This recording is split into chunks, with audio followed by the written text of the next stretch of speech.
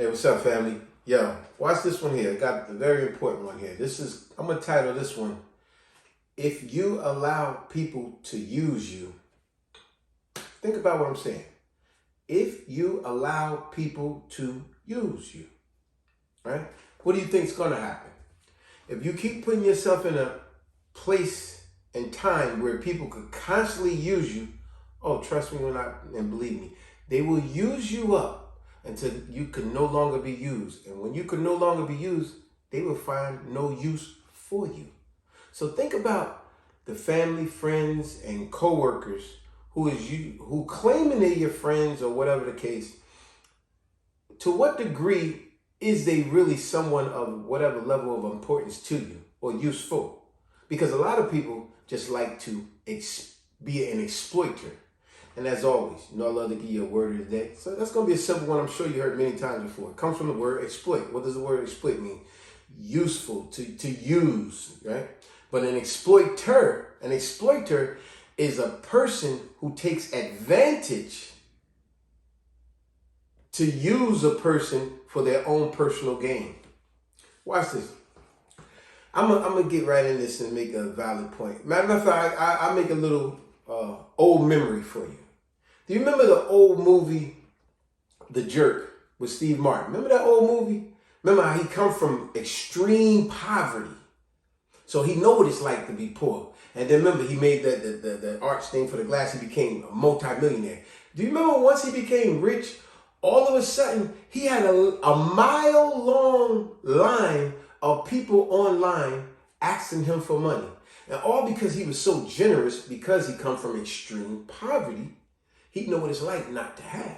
You get what I'm saying? So that's why he was so giving, because he was thinking he was helping people. But he didn't realize, because he was such a kind-hearted person, because that's how the people raised him, to be very kind-hearted. What he didn't realize, these people were exploiters. Remember, a person who take advantage and uses a person for their own personal gain. Remember, they got on a long line and he was sitting at his table accepting people. Remember, when people are normally rich, you don't get to contact them. You got to go through a number of different people and all that, and you still won't get to them. He made himself accessible. You remember that movie? It's called The Jerk. But anyway, watch what I'm talking about. He had a long line of people, a mile long of people asking for money for the most ridiculous of things. Remember the one guy came, he said, hey, he was a pastor. You know how that do, just like on the Bernie Mac show, the joke was asking for money. But anyway, remember the pastor came, he said, hey, listen, I need to show you a video of what's going on in my country. They're juggling cats. You won't believe this. We're going to need a lot of money so we can fix this.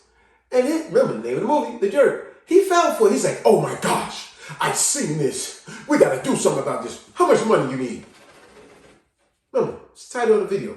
If you allow yourself to be used, people will use you up until you can no longer be used. And once you're no longer being able to be used, they will not find you useful. Therefore, they'll fade away. Let's get going. Remember, in that same movie, remember this clown right here? Remember this clown? Yeah. Look what he told the jerk. He told him, he said, hey, the jerk, Steve Martin, he said, hey, how can I help you? He was like the next guy. He said, hey, well, I'm here to get some help because you won't believe it. I've been going through a lot of stressful times right now.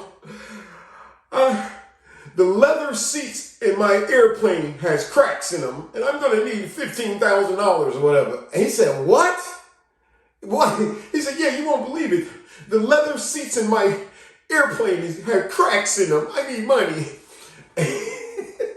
And he started not to give it to him until the dude told him, I've been using towels to cover up the leather.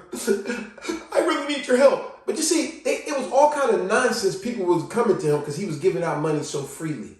Because remember, like I said, I'm going to keep saying, I want to be redundant here. If you keep allowing people to use you, they will use you up till you can no longer be used, aka when you run out of money. See, when you run out of money, they don't find you useful no more. Remember what happened to MC Hammer? Remember? All that he did for people. He went to his community where people said they didn't have jobs for months and years, and he told them, you didn't have a job? Don't worry about it. Come with me on tour. I'm going to pay you $50,000 a year. He really was doing this. But when things went real bad for him, not one person was there to help him. They all walked out on him. You see? So back to the title again. If you allow yourself to be used, people will use you up till you could no longer be used. And you run out of money. Aren't we all too familiar? Remember ESPN had that show, what was it called? I believe it's called 30 for 30. It was showing all these different athletes that signed bonuses and signed contract deals for millions and millions of dollars, right? I remember so many how they had so much and they was giving away so much. Because I remember Andre Rison when he said, man, I remember a random guy would come to me in a club and say, hey, man, I'm trying to start this business. Can I get $50,000? He just give it to him just like that. See? I remember it's so many, but it's some that stuck in my head. I remember the one guy, he was like a lineman. He said, man, when I signed that contract with the NFL, he said, I was paying more rent than the housing authority. My family knew when I was getting paid before I knew when I was getting paid. They was showing up at my place of employment, couldn't pay their rent, couldn't pay the doctor bills, couldn't pay their car payment, so much. But once again, title of the video.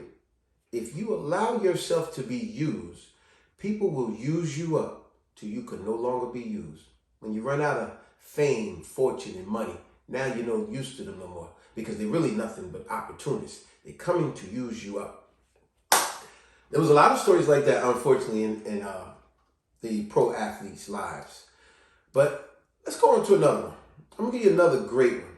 Here's another old movie. Not as old as The Jerk, because The Jerk, that was funny, but he touched on some key points. Do y'all remember the movie with Justin Timberlake called In Time? I love movies dealing with time machines, whatever. But this movie was a movie, it wasn't about money, because it even said in the beginning of the movie, the way people got paid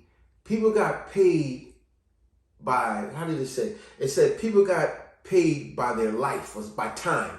People got paid time for life. That's what it was. People got paid time for life. And they had a bunch of numbers, how much time they had. When they get down to 0, you die.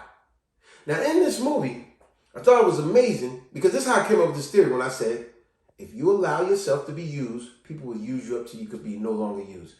In this movie, like I said, everybody, when you work a job, you get time added on to your life. Whatever you do, you get time added on. When you run out, get to 0, you die. No one gets older than 25. It was an amazing movie. But anyway, in this movie, early in the morning, when he had woke up, it was his mom's birthday. Remember, don't get younger, you don't get older than 25. It was her birthday. And just before she went to go off to work, her time was really low. And she said, I only got enough for a day. And then she said, honey, you think you could lend me some time so I can have a nice lunch today? And just like that, he went like this. He said, sure, Mom. It's her birthday. He said, sure. He gave her some time. Soon as he went out of the building, now she went to work. Soon as he left to go to work, a little girl approached him and said, hey, because remember, he's such a nice guy, like The Jerk. She said, hey, can I have some time today? I'd like to get something to eat. He said, looked at his time, knowing that he going to go to work and make a little bit more time, not a lot. He said, okay, I could only spare a little bit. And he gave her a little bit of time to add to her time, but taken away from his time. Now he goes to work. Now here's where the part is crucial. I know I said it a bunch of times, going to keep saying it. If you allow yourself to be used, people will use you up till you can no longer be used. Now watch this. Now it's at the end of the day, he's supposed to meet his mom. And just as he went to meet his mom, this part was heartbreaking. Remember, she went to get on the bus, they raised the rates. So she tried to pay for it, because you got to pay for everything with that time.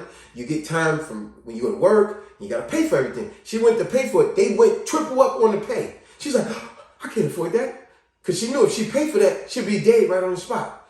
So she knew she had to meet up with her son to give her more time to live. She started running. And then the son seen her way in the distance. And then she was like, Will. And then he was like, Mom. And she knew her time was getting down to seconds. And she was running her fastest. Remember that? And it was down to 3, 2, 1. And she jumped to try to reach him. She was out of time. Remember the name of the movie, In Time. She was out of time. And just like that, she died. Now, you know how that probably worked on him. Look at that little bit of time you gave to that little girl. All your mother needed was probably an extra 2 seconds. And you would have kept her alive. You know that must have messed with him all day. Damn, I'm constantly being nice. I'm constantly helping people out. I'm going to give you a personal story of mine. Because remember, I'm going to keep saying it. I want it to stick in your head. Some of us, we got to learn the art of telling people no. No. Just that simple. You're not offending nobody. You're certainly not offending yourself. Tell people no sometimes. They'll get it. You ain't got to get loud. You ain't got to get obnoxious and cussing. Just simple, no, I can't do it. Don't have it. You ain't got to lie and say, well, I ain't got it, because that's what I do. I don't lie and tell people, oh, I ain't got it. I just say, yo, I can't do it, man. Sorry, I can't help you. We ain't going to go into all the reasons, just can't help you. But watch this. I'm going to give you one of my stories of if you allow people to use you, they will use you up till you can no longer be used. I remember in 1994, I had just got this new job. It's called Airborne Express. It eventually became DHL. But anyway, at the time, I had just got this job. I had just broken up with my, unfortunately, headache of a girl that I was with. It was a disastrous. That's a whole nother story. That's irrelevant. So I was in my apartment by myself, paying my rent by myself. And I had just got this job at Airborne, because before that, I was just working in a barbershop cutting hair, making little ends meet. But now I got this actual union job at Airborne Express, right? And they only hired you part-time at the time. So I was making $8 an hour, working 5-6 hours a day. Wasn't bringing home no good money, but eventually you become full-time. But anyway, let's get to the point. Wow. Now, this is how I used to get to work. I used to have to walk 7 blocks. I used to have to walk 4 blocks down this long strip that I live on Orchard Street. Then I had to walk like 3 or 4, another 3 blocks down Morris Ave, and then another block to Broad Street. I had to walk 7 blocks to get to the bus station, because where I lived was in a heavily residential area. There was no bus that's coming in that area. So I had to walk 7 blocks to a bus stop, catch the bus close to my job, but not right by my job. Once I get to my job, I had to walk 3 blocks to get to my job. Now, I did this constantly. Now, while I did this constantly, also one of the guys at the job was a good guy. He had just bought a new vehicle, but he had a Yugo. Y'all remember that car, Yugo? Remember that? It was like almost like the world's smallest car. But I will say, the guy, he showed me the car. He said, hey, man, I see you be walking to work all the time. I see you all the time. He said, hey, you need a car? He said, because I'm selling my car. And I looked at the car like, a Yugo, man, that's a joke. Ain't no double Yugo. He said, nah. He said, come check it out, man. Come to work early tomorrow. We'll check it out. Man, he had this car spotless, clean, everything. Everything. Car ran beautiful. Start right up. Ran great. AC worked. Everything. There was nothing wrong with the car. He said, listen, I'm only asking for $400. He said, yo, because I see you work. He said, you come to work every day. You seem like a real responsible guy, man. He said, I know everybody needs a break every now and then in the world. He said, so I'm willing to give you a break, man, because I know someone gave me a break when I was younger. I was like, wow. I didn't think about getting no Yugo, but he said $400?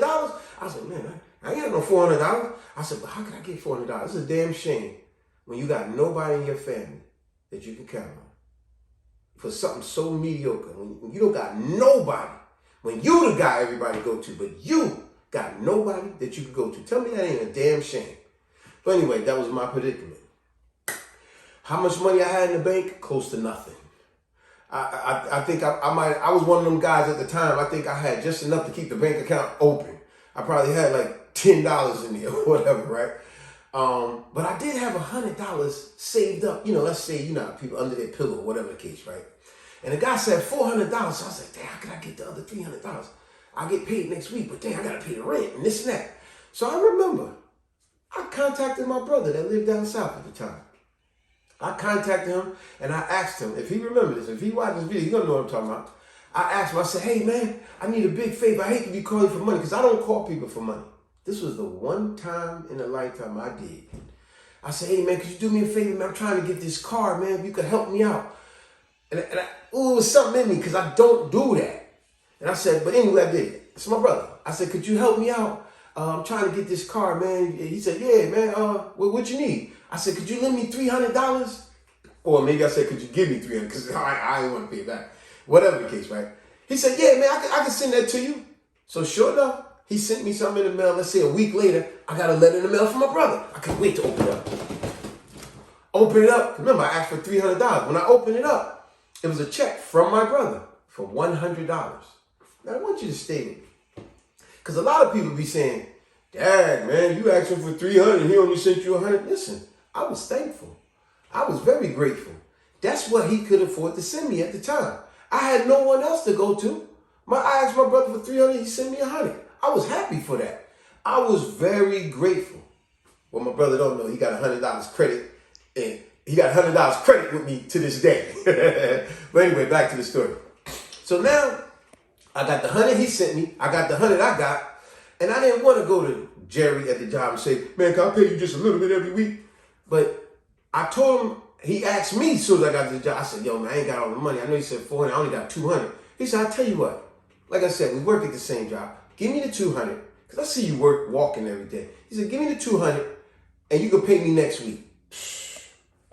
Yo, I couldn't believe it. The guy gave me the car on the spot when I gave him 200. Sure enough, next week came, let's say my paycheck was $215. I gave him 200, I had $15. But you got to remember, this back in the days when the gas tank would get full on $8. So I was good. I had $15 left out of my check. So I had $7 left. Man, I made that $7 stretch. Tell you something. When you really go through poverty, you know how to make things stretch. But anyway, here's the add to that story. I drove everywhere with that car. Man, that car was very reliable. But I remember on this one day, I don't know, it was one of my fellows I was with. It was either my dude James or Khalid. It was one of them I was with. I don't remember which one. We riding all around. Now watch this. Remember the title of the video.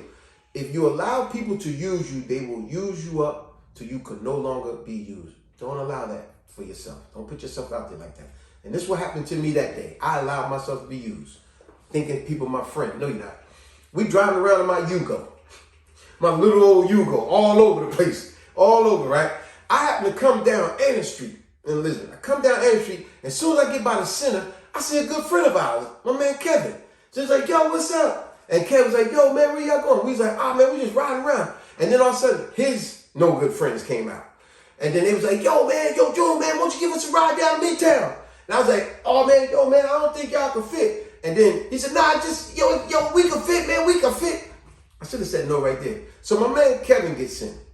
Then his two twin friends get in. Now, mind you, there's 5 people in the car already. I'm telling you. Next thing you know, one of them went back in the center and said, yo, man, we got to ride. Y'all come on. Yo, kid you not, 7 people in total came out of that daggone center. 7 people piled into my car. Like, I'm not lying. Remember, this is a Yugo. A Yugo. We looked at like a damn clown car. You know how the clowns pack all into the car? Man, they packed all in the car. Like I said, it was 3 in the back already. Next thing you know, another 3 got set on their laps.